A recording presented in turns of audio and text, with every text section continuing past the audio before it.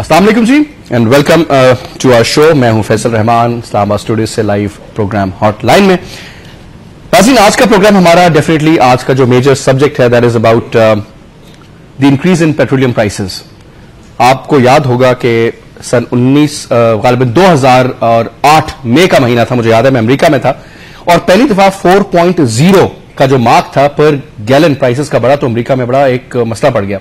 इस वक्त भी वहां पे तकरीबन $4.25 पर गैलन है और उन्होंने कहा जी पूरी इकॉनमी हमारी जो है वो हम उस पर बड़े अभी भी मुतमईन है, लेकिन ये जो साइकोलॉजिकल प्रॉब्लम ये आ रही है कि $4 फी गैलन से जो पेट्रोलियम मसनूआत बढ़ गई हैं ये हमारी समझ से बाहर है। मुझे याद है उस जमाने में डॉलर 61 रुपए का था और आज डॉलर तकरीबन 90 रुपए से जायद पर ट्रेड कर रहा है।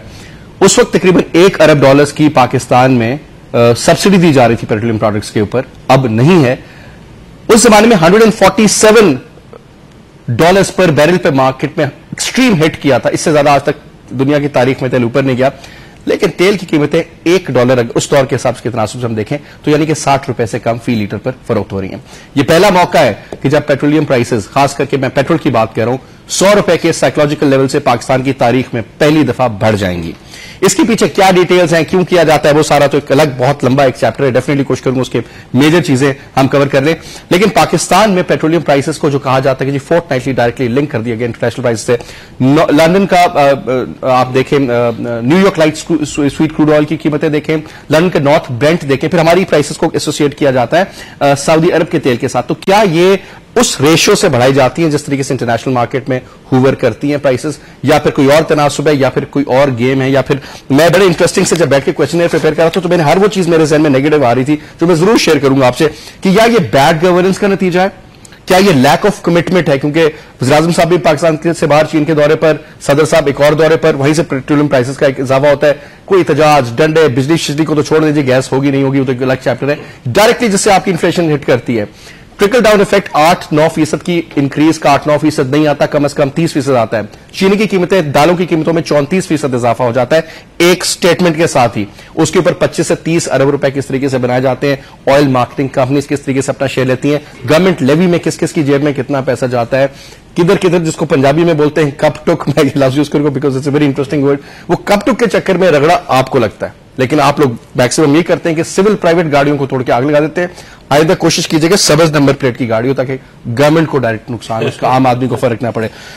लॉन्ग टर्म कोई विजन है या नहीं है, नीयत ठीक है कि नहीं है, क्या फिर फॉरेन फाइनेंशियल इंस्टीट्यूट्स का IMF या फिर वर्ल्ड बैंक का प्रेशर आप पर डाल दिया जाता है हुकूमत के ऊपर, मेरी मुराद है कि जो कहते नहीं जी और तो कोई तरीका नहीं है टैक्सेस लेने का, इनको और चाबी दी जाए आम आवाम। बिजली जो है लाहौर में 12 घंटे आती है, डिफेंस की बात करो 12 घंटे नहीं आती। रावलपिंडी में जहां मैं कैंट में रहता हूं हर 2 घंटे के बाद 1 घंटे जाती है। फर्नेस ऑयल के ऊपर आज तक हम कायम है। प्राइसेस जो बढ़ेंगी, जो टैक्स बढ़ेगा, आई डोंट नो कि किस किस्म का आगे वक्त आने वाला है, I am not even sure.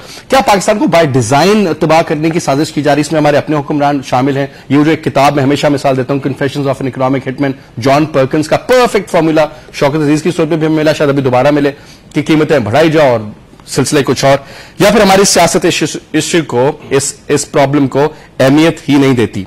Rental power projects आपके सामने थे, उनमें क्या कुछ हुआ क्या कुछ नहीं हुआ आने वाले दिनों में पता चल जाएगा, लेकिन उसके ऊपर बड़ा स्ट्रिक्ट नोटिस दिया आपके सुप्रीम कोर्ट ऑफ पाकिस्तान। ये सारी बातें मैंने की, ये सब वो सवाल आते हैं जो आम आदमी, एक गरीब से गरीब आदमी भी करता है, एक पढ़ा लिखा आदमी भी करता है कि हकीकतें हैं क्या, कितने परसेंट क्या होगा वो तो एक अलग चैप्टर, लेकिन क्या इनके ऊपर आज मैं कोशिश करूंगा बात की जाएगी। मैं क्विकली अपने मेहमानों का तारुफ कराऊं। जनाब हमारे साथ इस वक्त स्टूडियोज में मौजूद हैं डॉक्टर गुलफराज अहमद साहब।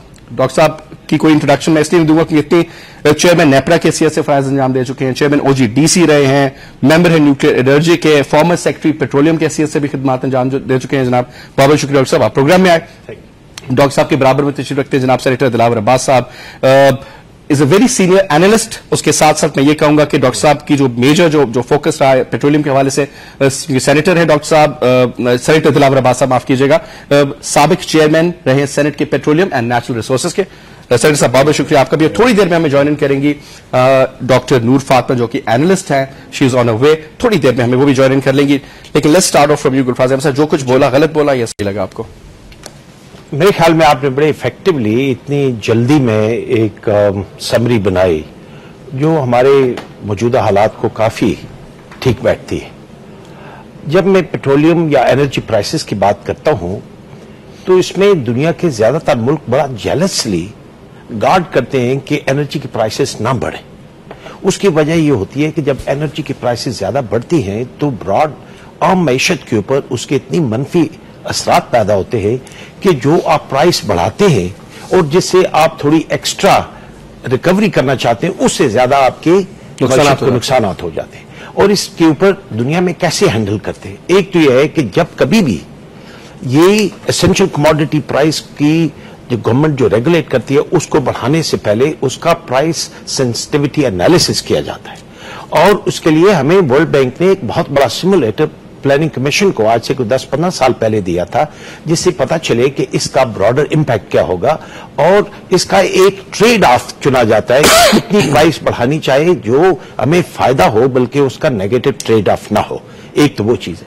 दूसरी है कि पिछले 2-3-4 साल से जब से प्राइस स्पाइक हुई जिसका आपने जिक्र किया $147 से बैरल, उस वक्त अक्सर सेंसिटिव इकोनॉमीज ने जो डिपेंड करते हैं ऑयल या एनर्जी इंपोर्ट के ऊपर, उन्होंने अपने स्टेबलाइजेशन फंड बना दिए। जिस वक्त अगर प्राइस बहुत ज्यादा ऊपर चली जाती है तो पूरी प्राइस पास ऑन नहीं करते, क्योंकि रियल टाइम में जब price increase international price increase आप पास ऑन करते हैं तो आपकी मईशत बैठ जाती है, जिससे वो सेक्टर्स दोबारा रिवाइव भी बाज दफा नहीं हो सकते। तो उस स्टेबलाइजेशन फंड से जब प्राइस ऊपर जाती है तो वो उसको लेवलाइज कर देते हैं और जब प्राइस नीचे जाती है फंड को रिकूप कर लेते हैं। अब हमारे पास भी एक मैकेनिज्म है, उस मैकेनिज्म को हम कहते हैं पेट्रोलियम लेवी। इस लेवी का मकसद ही सिर्फ ये था कि हम प्राइस को इससे एक लिहाज से हार्मोनाइज करेंगे, और अगर वही मकसद वही था कि प्राइस फौरन बढ़ जाती है तो आप रियल टाइम में सारी इंक्रीज जो प्राइस का इफेक्ट होता है वो कंज्यूमर पर इमीडिएटली पास ऑन मत करें, बल्कि ये बीच में एक बफर जोन होता है, बफर इसको क्वेश्चन कर देते हैं। और उस क्वेश्चन को, जैसे मैंने कहा, प्राइस नीचे जाती है क्वेश्चन आप बिल्ड कर लेते हैं, प्राइस ऊपर जाती है क्वेश्चन से एग्जॉस्ट कर लेते हैं। इस तरीके से आप मनफी असरात जो मईशत पर पड़ते हैं उसको बचा लेते हैं। ये तो हुई मैनेजमेंट, ये तो हुई गवर्नेंस। अगर आप रियल टाइम में जो इंटरनेशनल प्राइस बढ़ी अगर आपने पास कर दी उसी अमाउंट में, तो ये गवर्नेंस तो नहीं है, ये तो मैनेजमेंट नहीं है, ये तो एक कंप्यूटर के अंदर प्रोग्राम डाल दें तो वो आपको बताता रहेगा। लेकिन सर जो चीज है fortnightly every 2 weeks price increase और डिक्रीज, यहां पे तो सिर्फ इंक्रीज ही हो रहा है मैक्सिमम, कि 10 रुपया बढ़ाएं और 1.5 रुपया कम कर दें। So is that the real factor sir, कि वो फिर क्यों किया जाता है? मैं बड़ी आपने इंटरेस्टिंग सवाल पूछा। अगर आप पेट्रोलियम प्रोडक्ट की प्राइसेस का एक जायजा ले तो आपको सीजनल वेरिएशन नजर आती है। यानी अक्सर दुनिया में 6 मंथ्स ए ईयर समर और विंटर में सीजनल वेरिएशंस है और एक साल के पीरियड में जाकर वो लेवलाइज होती है। उसके अलावा एक जनरल ट्रेंड है इंक्रीज या डिक्रीज का। मैं आपको बता दूं कि 1996 में पाकिस्तान की गवर्नमेंट ने एक वादा किया था IMF के साथ, और उसकी एक शर्त यह थी कि पेट्रोलियम प्रोडक्ट प्राइसेस जो है हर फोर्टनाइट, हर 14 दिन पर नोटिफाई होंगी। एक साल तक अक्सर यही होता था, प्राइसेस बढ़ती थी। तो जब मैं एज ए सेक्रेटरी पेट्रोलियम आया तो मैंने देखा उस प्राइस बढ़ने से कॉस्ट ऑफ लिविंग इतनी ज्यादा बढ़ गई थी कि जब मैंने उसको स्टडी किया तो पता चला कि हमें हर 14 दिन के बढ़ाने के बजाय साल में हम उसको लेवलाइज करें और ट्रेंड आता है तो उपासन कर दें। वो मैंने बंद कर दी फोर्टनाइटली। इतनी देर में IMF की मॉनिटरिंग मिशन आई और जब मिनिस्ट्री ऑफ फाइनेंस के पास गए कि आपने ये बंद क्यों कर दिया, तो उन्होंने कहा जी सेक्रेटरी पेट्रोलियम एक्सप्लेन करेंगे। मुझे बुलाया तो मैंने उनको तमाम ग्राफ्स बताए। तो मैंने कहा क्या IMF पाकिस्तान की इकोनॉमी को डैमेज करने में इंटरेस्टेड है, या आप अपना इन्वेस्टमेंट को बचाने के लिए हमारी इकोनॉमी को स्ट्रेंथन करना चाहते हैं? तो ये मेरे असरात हैं, ये मेरे ग्राफ्स हैं, आप मुझे बताएं कि मेरा फैसला सही है या कि नहीं। तो पहले उन्होंने कहा जी कि हम तो मॉनिटर करने के लिए आए, ये एग्रीमेंट करने के लिए नहीं आए, हमें बोर्ड कहेगा कि वो क्यों नहीं करे। लेकिन पूरी तरीके से जब वो कन्विंस्ड हो गए तो उसने कहा कि हम आपको इस तजवीज को एक्सेप्ट कर लेते हैं और इसके बाद आप मैंने ये कहा कि जितने मुझे क्योंकि ब्रेक की तरफ जाना है, मेहमान ने भी हमें ज्वाइनिंग करना है, हमारी तीसरी मेहमान जो आई हैं। मुझे सिर्फ एक चीज हाँ हमें बताइए सर कि IMF जो होता है वो तो आपके अपनी इन्वेस्टमेंट होती है उसकी, वो उस तरीके से उसको सेफगार्ड नहीं कर सकते, आप अपने अपने इंटरेस्ट को सेफगार्ड कर सकते हैं।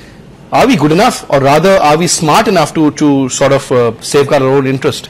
देखिए मैं जो IMF के लिहाज से उनके प्रेशर में होते हैं कि फंस जाते हैं। मिसाल के तौर पर हम कहते हैं कि हमने 200 अरब इस पेट्रोलियम प्रोडक्ट की मद में साल में लेने, ये हमारा टारगेट। अब IMF का इंटरेस्ट यह है कि आप ये टारगेट पूरा करें ताकि जो उन्होंने क्रेडिट आपको दिया वो कहीं खतरे में न पड़ जाए। अब ये है कि मैं ये कह रहा हूं बजाय 14 दिन में प्राइस रिवाइज करने के, मैंने ये किया कि पहले 6 महीने मैंने 60% ऑफ 200 यानी मैंने 120 बिलियन रुपीस का टारगेट दिया और आखिरी 6 महीने में 40% आस्था तक कर 200 बिलियन पर लिया। तो मैंने उनको कहा कि किसी वक्त भी कोई अंडर कलेक्शन होगी, कन्विंस हो जाता है। ठीक है, आप अगर अपनी मैकेनिज्म प्रोसीजर अगर सॉलिड और से ब्रेक का इशारा हो रहा है, ब्रेक लेते हैं जी। ब्रेक के बाद डॉक्टर गुल फातिमा भी हमें ज्वाइन करेंगी और मैं चाहूंगा कि इसी हवाले से सबसे पहले सेनेटर दिलावर अब्बास का भी। Will just take a short commercial break here, stay with us. Welcome back जी, वेलकम बैक। सेनेटर साहब, अभी आपने गुफ्तगू सुनी डॉक्टर गुलफराज अहमद की कंप्लीट डिटेल्स में, किस तरीके से सारा सिलसिला, टेक्निकल साइड भी, लेकिन सर फॉर लेमैन भी थोड़ा समझाएगा मैं कि सर अब ये जो प्राइसेस बढ़ गई हैं $100 मार्क, इसका एक तो ट्रिकल डाउन इफेक्ट होगा क्या हमारी इकोनॉमी पर? दूसरा सर ये बताइएगा कि क्या अब कह रहे हैं जी ₹2.5 गालिबन ₹2.5 पेट्रोल पर फी लीटर और ₹1 डीजल पर फी लीटर शायद वापसी का इम्कान है। तो सर ये एक बोरी का वजन डालते हैं, उसमें से सर 1 किलो निकाल लेते हैं, सर ये कुछ फायदा भी होगा या? देखें फैसल डॉक्टर साहब ने पूरा जो मैकेनिज्म है ऑयल प्राइसेस का, international impact of oil prices, हमारी ऑयल प्राइसेस जिसकी वजह से हैं सारी क्राइसिस, ये डॉक्टर साहब ने बड़ा अच्छा बयान किया एंड आई थिंक उन्होंने, क्योंकि मेरा और डॉक्टर साहब पेट्रोलियम इंडस्ट्री में मैं भी 26 साल अटरक का ऑयल के साथ एसोसिएट रहा हूं, तो हमने ऑयल के जो बड़े अच्छे दिन भी देखे हैं जब डॉक्टर साहब OGDC के चेयरमैन रहे हैं। मैं ये समझता हूं कि इस वक्त ये जो है ना, ये फुकदान है आपकी लैक ऑफ इंटरेस्ट है, ठीक है, ये गवर्नमेंट की नॉन सीरियसनेस है, ठीक है, पर्टिकुलरली ये मिनिस्ट्रीज, क्योंकि मैं तो 6 साल जब मैं चेयरमैन था सेनेट का, मेरी रेगुलर रिपोर्ट्स हैं और मेरी कोई 10 मीटिंग्स हैं उस पे, जिस पे मैं समझता हूं कि ये पर्टिकुलरली एक, जब आप ऐसे लोगों के हाथ में इतनी इंपॉर्टेंट मिनिस्ट्री देते हैं, petroleum ministry is one of the most important ministries in Pakistan. एक स्टेज पे जब एक नई अपॉइंटमेंट हो रही थी मिनिस्टर की, तो मुझे किसी ने पूछा, तो मैंने कहा अगर मिनिस्टर साहब सीरियस होंगे इस काम के बारे में तो his office should be in OGDC। देखिए सारी दुनिया में अमेरिकन ने मोस्ट प्रोबेबली 2005 के बाद पहली दफा जब ये प्राइसेस का ट्रेंड ऊपर जाना शुरू हुआ, तो उन्होंने जो अपने रिजर्व्स बिल्टअप करके छोड़े हुए थे, एक तो उनसे यूज किया और दूसरा उन्होंने उनको बढ़ाया। डकोटा जैसी स्टेट में जहां पे 98,000 पर बैरल प्रोडक्शन होती थी, वो 500,000 बैरल पे चली गई। देखना 500,000 बैरल पे प्रोडक्ट वो अपनी ले गए। इसी तरह हमने कोई ऐसे मेजर भी नहीं किए, ना हमने एफिशिएंटली अपना जो ड्रिलिंग एक्सप्लोरेशन प्रोग्राम है, मैं तो नहीं देखता, ना मैं समझता हूं जो लोग downstream industry and upstream industry को ऑयल में समझते हैं, वो इस तरह की एफर्ट से, मैं समझता हूं डॉक्टर गुलफराज जैसा अगर चेयरमैन बैठा होगा तो आपकी जो एक्टिविटी है ऑयल एक्सप्लोरेशन की, ये इन हालात में जब ये ट्रेंड आना शुरू हो गया था प्राइसेस ऊपर जानी, तो एक चीज आई थी जिसको कह रहे थे एनर्जी फ्रीडम, और उस एनर्जी फ्रीडम के लिए बड़े बड़े मुल्कों ने, जिनकी डिमांड्स बहुत ज्यादा ऊपर जा रही थी, चाइना है, इंडिया है, अमेरिका है, यूरोप है, पूरा, इन्होंने अपने को स्ट्रेंथन करने के लिए इस फील्ड में इन्होंने बाहर ओवरसीज जाके वेंचर्स किए और प्रोडक्ट को, गैस और ऑयल को कैप्चर कर लिया ताकि वो अपनी फ्यूचर डिमांड्स मीट कर सके, क्योंकि ये ट्रेंड अब नीचे जाने वाला नहीं है। मैं समझता हूं कि only explanation the ministry of petroleum ये जो प्राइसेस लिंक करके, ये तो बड़ा आसान सा है ना कि लिंक कर दें। पहले कुछ जोर हमने उन पे भी दिया कि मार्केटिंग कंपनीज के जो इंसेंटिव्स हैं या मार्केटिंग कंपनीज के चार्जेस हैं उनको कम किया जाए, स्टोरेजेस बिल्ट अप किए जाएं। बट अनफॉर्चुनेटली हम क्योंकि नॉन प्रोफेशनल लोग, नॉन सीरियसनेस आपने बात की सर, उसमें सब आ गया ना, ठीक, और सारी मैनेजमेंट, नो विजन, नथिंग, ठीक, lack of commitment, lack of commitment is right there. मैं समझता हूं कि कोई चीज ये जो है ना, सुबह आके प्राइम मिनिस्टर को या प्रेसिडेंट को ये बता देना कि जी वो कर लिया है, ये हो गया है, वो हमें LNG ला रहे हैं, CNG जा रही है, कभी रेंटल कभी कुछ, ठीक है sir, that is not the way. Got your point sir. I will come back to you doctor साहब, thank you very much first of all for joining in जी।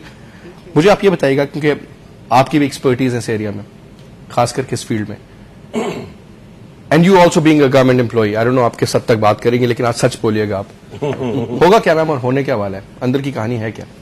ये महज एक साइन कर देते हैं, पैसा शैसा बनाया और फिर कल रिवर्स?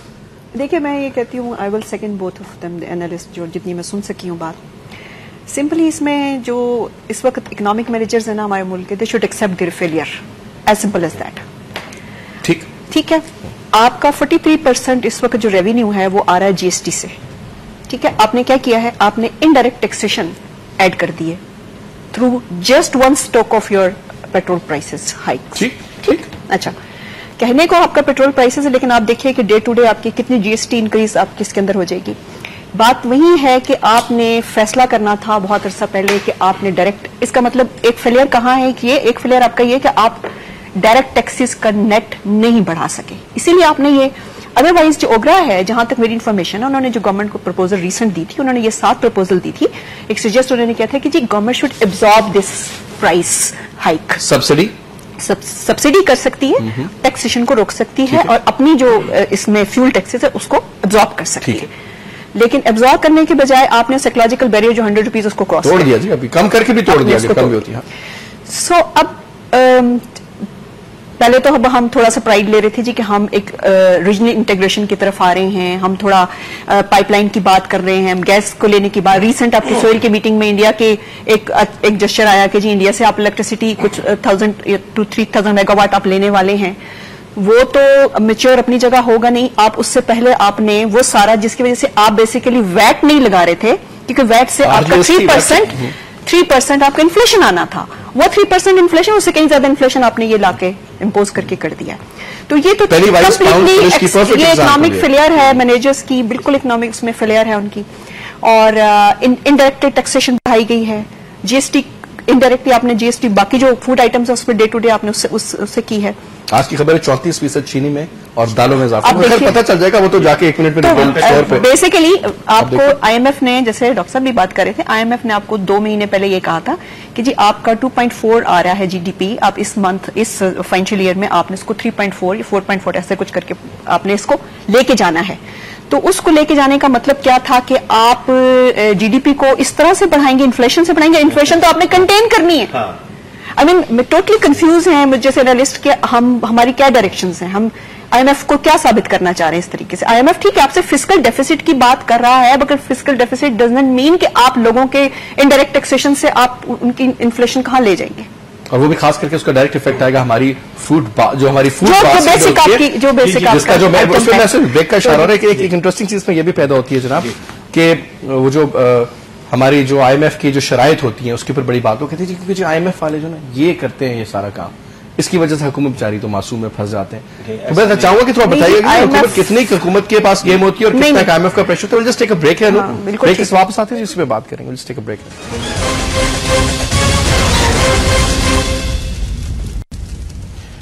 वेलकम बैक जी, गुफ्तगू हमारी जारी जी ऑयल प्राइस के बाद से। डॉक्टर साहब एक आप तफसीली में जरूर जायजा दीजिएगा, एक क्वेश्चन भी आपसे साथ में कर लूं सर। 2 चीजें सर, मुल्क की इन्फ्लेशन आपके सामने, सर्कुलर डेट आपके सामने, एक्सपोर्ट्स के बारे में कहा जा रहा है कि गालिबन अभी तक पहले जो 3 माह गुजरे उसमें तकरीबन $1 अरब सिर्फ टेक्सटाइल पर कमी हुई है, और आने वाले जब साल का पूरा कैलकुलेशन होगी तो गालिबन $4 अरब की स्टेट बेस पे आ जाएगी। बिजली नहीं है आपके सामने, फिर अफोर्डेबल प्राइसेस हैं कि नहीं है, गैस है कि नहीं है, और जिसके साथ हम कैसे ख्याली पुलाव बनाते हैं कि ईरान से आएंगे, कोई फरिश्ते लेके आएंगे, बुलाई और अमेरिका भी राजी हो जाएगा, उसके ऊपर बात हो। ऑयल प्राइसेस आपके सामने, एनर्जी क्राइसिस आपके सामने, मुल्क में सर इतनी हड़तालें सर तारीख में कहीं नहीं हुई मेरे ख्याल में, जितनी इनके स्टूडेंट्स को भी मार पड़ी है, टीचर्स को भी, फलानी जी नर्सेस को भी, ये डॉक्टर्स, यंग डॉक्टर्स, आप देखें और जूते मारी जा रहे हैं। आज वो ह्यूमन राइट्स वालों को भी मार रहे थे, मैं देख रहा था बेचारे ह्यूमन राइट्स के लिए काम करते उन्हीं को डंडे मारे। द पॉइंट इसके सर, इतनी ज्यादा सर अफरा तफरी मैंने तो पाकिस्तान की तारीख में नहीं देखी, इतने बुरे माशी हालात भी नहीं देखे। I have not seen 71 sir, but you can tell me कि उस वक्त के इतने हालात बुरे थे या नहीं थे। द पॉइंट इज सर कि मुल्क में कराची में कत्लो गारत, गिलगित बल्तिस्तान में क्या हो रहा है, बलूचिस्तान में क्या हो रहा है, खैबर पख्तूनख्वा, आप पूरे एक ओवरऑल सिचुएशन का जायजा लें। फ्लाइट ऑफ कैपिटल आपके सामने, ब्रेन ड्रेन आपके सामने, फॉरेन डायरेक्ट इन्वेस्टमेंट और फॉरेन इन्वेस्टमेंट आपके सामने, कोई चीज छुपी रखी नहीं है। इदारों की कारकर्दगी माशाल्लाह एक से एक चैंपियन। करप्शन के रिकॉर्ड टूट गए सर, मैं नहीं कहता, ट्रांसपेरेंसी इंटरनेशनल बोलती है। इन हालात में और इन डिसीजन मेकिंग सिस्टम में और ये पॉलिसी मेकिंग में हम जा किधर रहे हैं सर?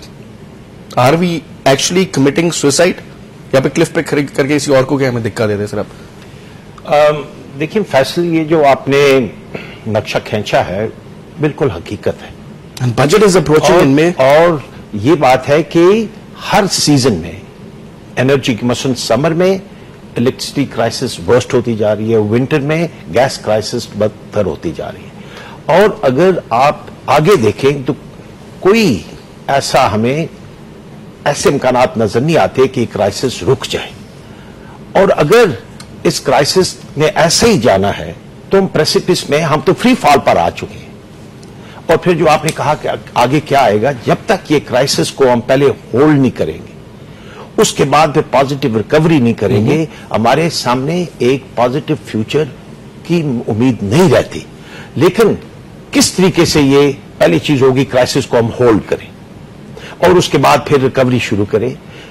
जिन हालात ने और जिन शख्सियात ने इस क्राइसिस को प्रिसिपिटेट किया है, मैं ये तो नहीं कहता कि उन्होंने अपनी नीयत से इंटेंशनली ये क्राइसिस प्रिसिपिटेट की है, इंटेंशन पर डाउट नहीं है, लेकिन कैपेसिटीज के ऊपर, कमिटमेंट के ऊपर और इमेजिनेशन के ऊपर और नॉलेज के ऊपर सबको डाउट होना चाहिए, क्योंकि हम नियत अगर नहीं तो। इसलिए जब तक आप, मैं एनर्जी की बात करता हूं कि एनर्जी अब इतनी कॉम्प्लिकेटेड सिचुएशन हो गई है कि हर कंट्री की नेशनल सिक्योरिटी, नेशनल इकोनॉमी का एक ये सेंट्रल फुलक्रम बन गया है। अब वो जमाने चले गए कि निश मैनेजमेंट होती थी एनर्जी की, अब तो गवर्नमेंट की सेंट्रल रेडार स्क्रीन के ऊपर एनर्जी होनी चाहिए। और पूरी दुनिया की प्रायोरिटी, चाइना, अमेरिका, देखें सर, टॉप के ऊपर आपके जो मिनिस्टर तयन होते हैं और उसके अलावा जो एनर्जी सेक्टर की इंस्टीट्यूशंस के हेड्स होते हैं, अगर वो नॉलेजेबल हों, अगर वो ट्रैक रिकॉर्ड रखते हों, अगर उनमें ट्रांसपेरेंसी, कैरेक्टर और इंटेग्रिटी का उनकी रेपुटेशन हो और उनकी एप्लीकेशन हो, तो आपको अगर ज्यादा नहीं तो 6 महीने साल में एक होल्डिंग पोजीशन पर लाने की एक प्लान दे सकते हैं। तो मैं ये नहीं समझता कि नामुमकिन है, लेकिन इन हालात में उम्मीद की किरण कहां से नजर आएगी? मैं ये कहता हूं कि जमहूरियत में एक ऐसा तब्दीली आए कि वो रियलाइज करते हुए कि पिछले 3-4 साल में सिर्फ हम नीचे गए, अब ऊपर लाने के लिए हमें टीम बदलनी पड़ेगी और इंटेग्रिटी वाले, ट्रांसपेरेंसी वाले लोग लाने पड़ेंगे, जो किसी के हुक्म के ऊपर कौमी मईशत को नहीं बिगाड़ेंगे। वो अपनी नॉलेज, अपनी इमेजिनेशन, अपनी इंटेग्रिटी से आपको लाएअमल देंगे और इससे आपको निकालने की कोशिश करें। अब दूसरी, मैं सिर्फ ये आज की जो प्राइसेस, ये तो मुझे विजुअल थिंकिंग लगती है, ऐसा होना चाहिए। चले आज की जो प्राइसेस बढ़ी है मैं उसके ऊपर बता दूं कि डॉक्टर साहब ने बड़ी अच्छी बात की कि ये पहला मौका था जब ओगरा ने, जिस इंस्टीट्यूशन की ये रोल है ऑयल प्राइसेस की को वो उसको रेगुलेट करना, इस दफा ओगरा ने भी ये कहा कि प्राइस बढ़ानी नहीं चाहिए। अब जब उन्होंने कहा कि इसको ऑब्जर्व किया जाए तो कैसे ऑब्जर्व हो सकती थी? मसलन पेट्रोल के ऊपर आपकी 10 रुपए पेट्रोलियम लेवी है, उसके ऊपर 14 रुपए कुछ जो है वो जीएसटी है। चलो जीएसटी को तो हम रेवेन्यू को सोर्स लेते हैं, पेट्रोलियम लेवी करना था, उसको थोड़ा कम किया जा सकता था। और सिर्फ इस महीने में पिछले महीने की निस्बत सिर्फ 6% क्रूड ऑयल प्राइस बढ़ी है औसतन। तो सर इंटरनेशनल मार्केट में अगर आप माजना करें ना जी, 26% बढ़ी है, जिस दौरान हमारी 60% बढ़ी है। ये कंपैरिजन आप मैं बताता हूं आपको कि पेट्रोल में 8 रुपीज 2 पैसा का जो इंक्रीज हुई है, उससे जो हमारे डीजल के प्राइस में यानी 1.7 बिलियन रुपीस 17 करोड़ रुपए का महीना का इजाफा हुआ है जीएसटी के मद में। क्या गवर्नमेंट ने ये प्राइस इसलिए इंक्रीज किया कि उसको 17 करोड़ रुपए महीने के जीएसटी में इंक्रीज मिले? क्या गवर्नमेंट ने अपनी इनकम को बढ़ाने के लिए ये पेट्रोल और डीजल पाम लोगों पर 25 अरब रुपए मिलते हैं उनको सर, अभी पूरा वो प्राइस का डज करते हैं। मैं आपको 25 billion rupees just in the month of April observe करने का आपने कहा 100 वाली फिगर क्रॉस होगी। 108 में से अगर 5 रुपए आधी 50% ऑफ पेट्रोलियम लेवी को आप ऑब्जर्व करते हैं और वो जो जीएसटी बढ़ी है आप उसको ले लेते हैं तो आप 100 से नीचे उसको ले आते हैं। आपको पूरे ऑब्जर्व करने के लिए पूरी डेवलपमेंट लेवी भी नहीं चाहिए। तो मेरे ख्याल में अभी देखें कौन आदमी ये करने की कोशिश करेगा जिसको पता होगा कि अगर पेट्रोलियम प्राइस को 100 से नीचे में ले आया तो शायद मेरी जो 24 बिलियन रुपीस सालाना कम हो जाएंगे। लेकिन जब वो पता चलेगा कि 50 बिलियन से ज्यादा मैशत को फायदा पहुंच जाएगा तो वो आदमी करेगा। तो इसलिए वही मैं कह रहा हूं कि इसमें नॉलेज इकोनॉमिक मैनेजर्स जी back to square one. Sir सब फरमाइएगा जनाब, ये चीज में आपसे क्या how to go about it now? हाँ नहीं बिल्कुल, ये देखे ना एक रिकमेंडेशन आती है ऑगरा की after this prices and the revision formula. मैं तो पहले समझता हूँ कि वो फार्मूला भी आप ये 15 दिन की जो आपको एक चपत लगी हुई है और आपका अपना एक आपने एक मेंटली इस पर किया हुआ है। कई डॉक्टर साहब ने भी पहले बताया कि 1996 में आईएमएफ को इन्होंने जब फॉर्मूला के ऊपर कन्विंस कर लिया कि ये 15 दिन की बजाय इस पे ये है। देखिए ना ये सोच की बात है, मान के विजन है ना सर। अच्छा अब देखें आपका इतना बड़ा ये सेक्टर है पेट्रोलियम सेक्टर, इसके अंदर जैसे डॉक्टर साहब ने बताया कि पेट्रोल के ऊपर ही सीधी सीधी एक 10 रुपए की लेवी है, ड्यूटी है। इसी तरह इसके ऊपर जीएसटी का जो इम्पैक्ट है। अब गवर्नमेंट को तो ये सोचना है ना कि जरूरी नहीं है ये unnecessarily they are making it कि सारा ही पास ऑन कर दिया जाए क्योंकि ये समझते हैं यही लास्ट मौका है और हमें ये प्रूव करना है कि हमने पैसे बना के आईएमएफ को बताना है कि हम तुम्हारे टारगेट से ऊपर निकल आए हैं 25 बिलियन या 30 बिलियन। ये भी रोज का अननेसेसरीली कॉम को इन्वॉल्व करके रखना मेंटली कि आज हमने इतना कवर किया है, कल हमने इतना, पिछले साल उसके मुताबिक ये फिगर थी। मैं समझता हूं कि 3 चीजें जो हमें करनी चाहिए थी ऑन द मॉनेटरी साइड। ये बड़ी देर से I been recommending all the time कि खुदा के लिए ये ड्यूटी में से एडजस्ट करो जो भी आपकी आती है। That is a levy and पहले वो थी पेट्रोलियम डेवलपमेंट सरचार्ज या लेवी कहलाता था जो सिर्फ इंडस्ट्री के लिए था, nothing to do in the main kitty to go into.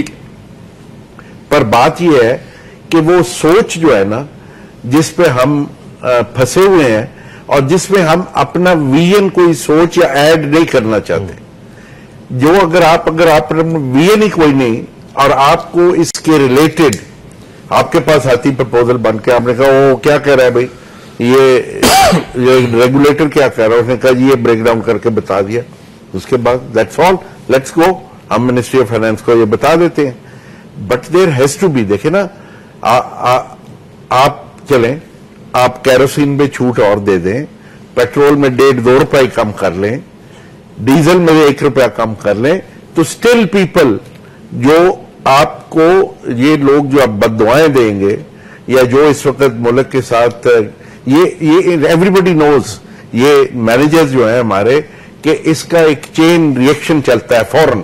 सबसे पहले ट्रांसपोर्ट, उसके बाद बस ट्रांसपोर्ट बड़ी नहीं तो तमाम और ये रेलवे, लोकल ट्रांसपोर्ट, आपकी इंटर प्रोविंशियल, आप नाम लें, आप देखें होता क्या। तो मैं ये समझता हूं दूसरा कोई गवर्नमेंट ने कोई अवेयरनेस कि किस तरह करना चाहिए।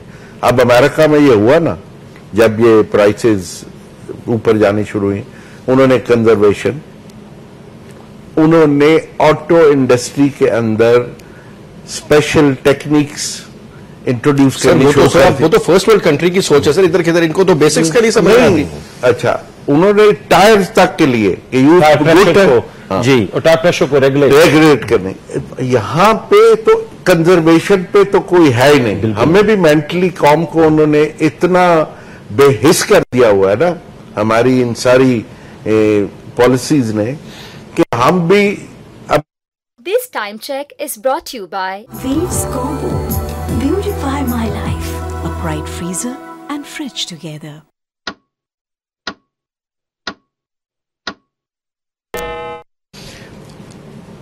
इस वक्त 18, अगर हम 18 करोड़ है, मेरा तो जाती ख्याल है 21 करोड़ है, सिर्फ मैं तो अंदाजे नहीं कि 3 करोड़ मिसिंग इन एक्शन है अभी तक, क्योंकि और फिर आगे जो पॉपुलेशन बॉम आने वाला है माशाल्लाह मिनिस्ट्री ऑफ पॉपुलेशन को अंदाजा हो जाएगा।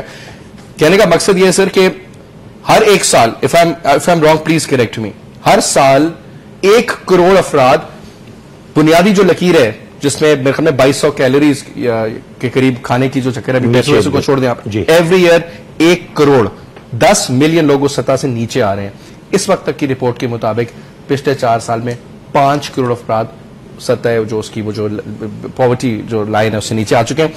एक ब्रेक लेंगे जी, ब्रेक के बाद थोड़ा सा सोल्यूशंस की तरफ बात करेंगे, क्योंकि थोड़ा सा वो दिल बनाने को काले भी ख्याल अच्छा है, अमल हो ना हो एक अलग स्टोरी है, लेकिन कोशिश करेंगे कि होप तो है, कोई टनल के एंड में कोई लाइट नजर आती है तो पूछेंगे अपने मेहमानों से। जस्ट एक ब्रेक है जी, ब्रेक के बाद मैं चाहूंगा कि डॉक्टर साहब आप इस पर फरमाइएगा। एक ब्रेक लेते हैं।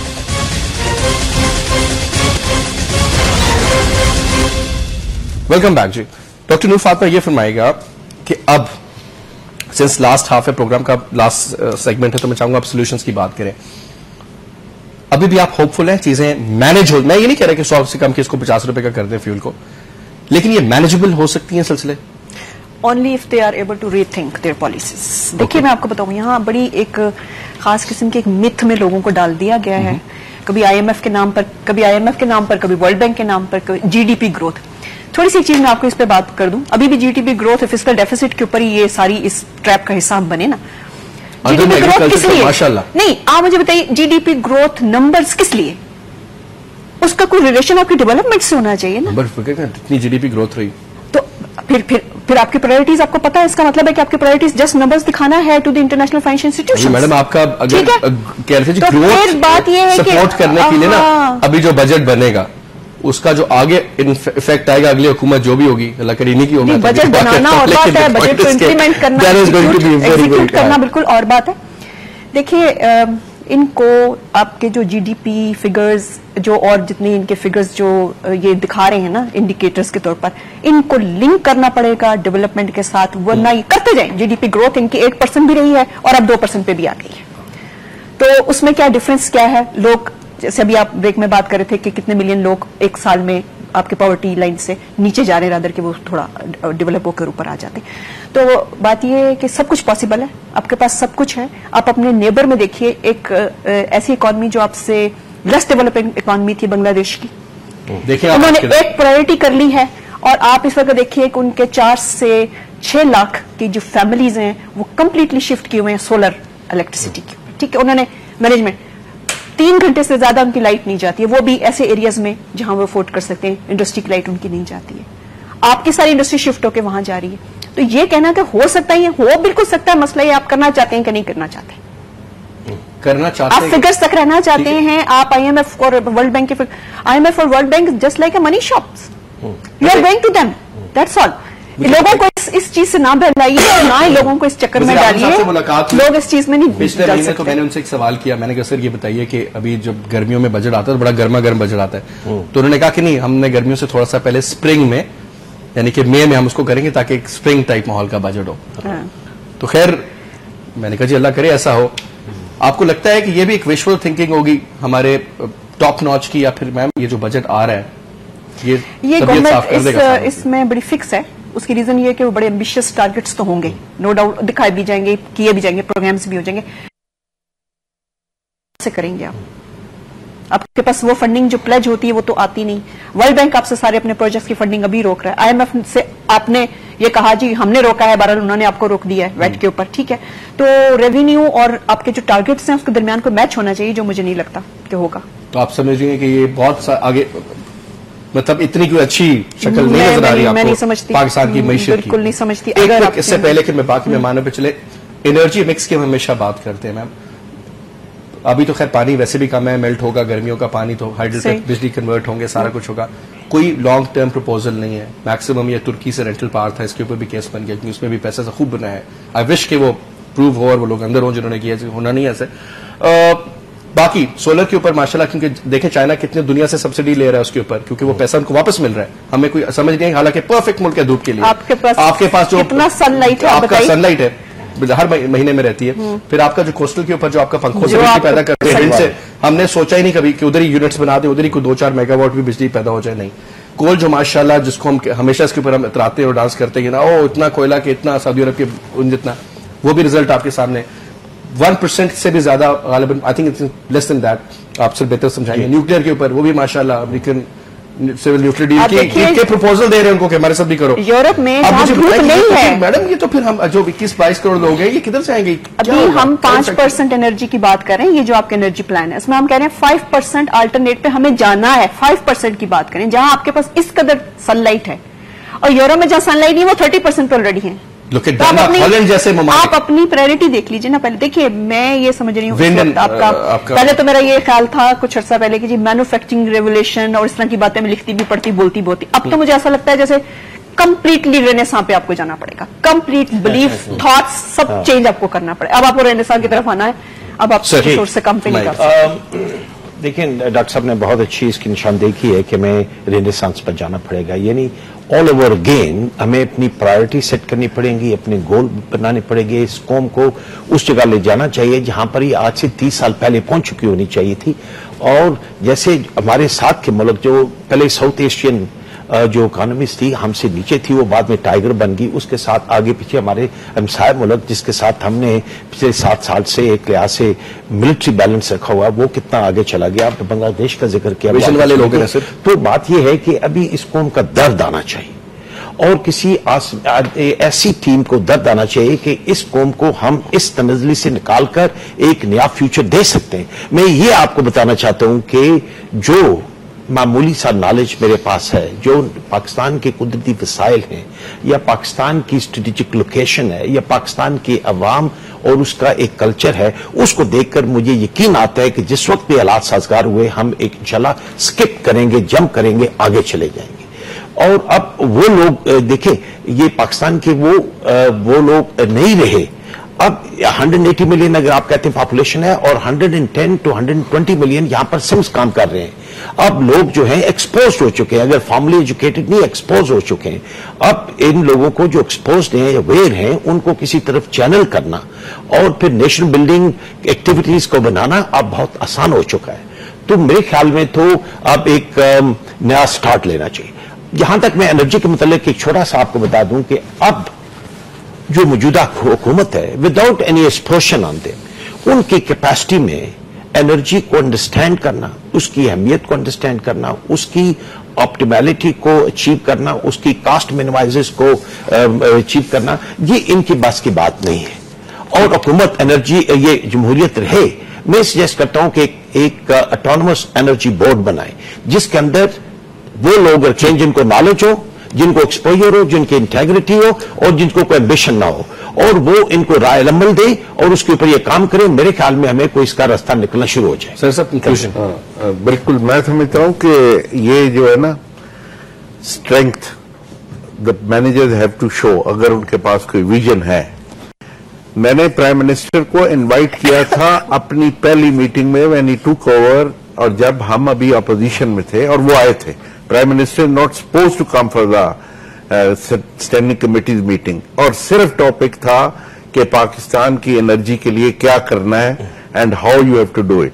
तो मैं समझता हूं कि अगर इनके लोगों में कोई विजन है तो जरूरत है तो उसको लेके आगे बढ़े, अपने बॉसेस को सिर्फ खुश करने के लिए नहीं कि जी बस मैं ये लेके आया, आपने ये कहा था, मैंने ये कर दिया। This is how the government हमारी जिस तरह चलती है ना, वो तरीका ये है, ओ जी आपने कहा था मैंने ये कर दिया, जी वो ये हो गया। नो, अपनी इनपुट अगर डालनी है, अगर आपके पास विजन है अबाउट एनर्जी, अगर आप एनर्जी को समझते हैं, अगर आपके पास एक कमिटमेंट है, तो उसके साथ आगे बढ़ेंगे तो we can think being an optimistic. But otherwise जिस तरह के हालात से ये गुजर के जाना चाहते हैं वो आपको आगे नहीं ले जा सकते। सर एक लास्ट मुझे बताइए सर, ये who makes the decisions? Is the are these the politicians technocrats और तो ब्यूरोक्रेट्स? नहीं देखें, कोई नजला कहते हैं पॉलिटिशियन शरीफ लोग, उनको क्या पता है, नहीं ये लोग करते हैं। हाँ नहीं, बट ब्यूरोक्रेट्स अगर कमिटमेंट के साथ, मुल्क की सोच के साथ किसी चीज को आगे प्रेजेंट करते हैं and then they take a stand कि जी हाँ मैंने आपको ये बताया, यही रास्ता है, मेरे नजदीक तो कोई रास्ता नहीं है। और अगर आप कैबिनेट के सामने एक सेक्रेटरी 3 दफा अच्छी तकरीर करके बोलेगा और बताएगा, अगर उसकी कमिटमेंट है एंड रास्ता ठीक है, विजनरी है एंड कि जी ये ऐसे करना चाहिए, फिर I think he will have the name. Politician को मजबूर भी कर सकते बिल्कुल सर, अगर where there's a will, there's a way. That is it. That is the punchline. Anyway, बहुत शुक्रिया डॉक्टर सरफराज अहमद आपका, बहुत शुक्रिया सेनेटर साहब जनाब दिलावर अब्बास साहब आपका, बहुत शुक्रिया डॉक्टर नूर फातिमा आपका। प्रोग्राम में आप लोग आए। वैसे आपने गुफ्तगू सुनी, इसको कंक्लूजन मैं क्या करूं, करना चाहे तो कर सकते हैं, बस सिर्फ यही देखना चाहिए। Anyway, I will see you tomorrow at 8 o'clock। खुदा हाफिज।